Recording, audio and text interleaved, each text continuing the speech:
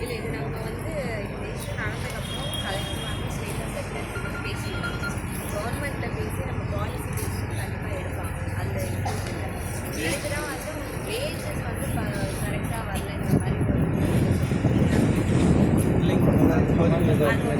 அப்படி இருந்ததுன்னா அது நம்ம வந்து உடனே சார்ட் அவுட் பண்ணிடணும். கமிட்டி மாதிரி போட்டு வேஜஸ் வந்து நம்ம ஃபிக்ஸ் பண்ணி அதை வந்து என்ஷோர் தட்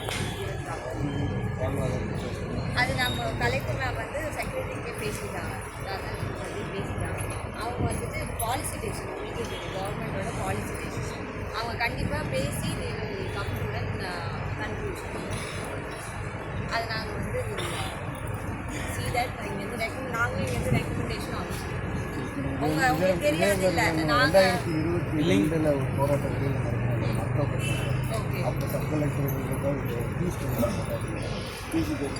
ஜாயின் டைரக்டர் நடக்கிறேன் 3 வருஷம் ஆகி இன்னும் அதுக்கும் எந்த தீர்வுமே வரல. அது என்ன இதே தான் தேர்தல் வாக்குறுதியே தாங்க மேடம். அதே கேட்டு தாங்க மேடம் 2022 அக்டோபரில் நடக்கிற போராட்டத்துக்கு 2 நாள் போராட்டம் வெளியில் நடக்கணும் மேடம். அப்போ sub collector office fees Uttar Pradesh அப்போ இதில் ஒன்று வாங்கி ஜாயின் டைரக்டர் நடக்கணும். அதுவும் 3 வருஷம் ஆகி இப்போ எதுவும் அதுக்கான எந்த தகவல் எதுவுமே இல்லை. நாங்கள் காண்டக்டில் அப்புறம் இங்கே இருக்கிறோமா இல்லையா எங்களோட இது என்ன ஏது எதுவுமே இல்லைங்க. எங்களுக்கு அது அதோட அது அந்த வாழ்வாதாரமாவது எங்களுக்கு எதுவும் வேணும் இல்லை மேடம். நாங்கள் வந்து இன்றைக்கி வந்து எதுவுமே இல்லாமல் தான் இருக்கோம்.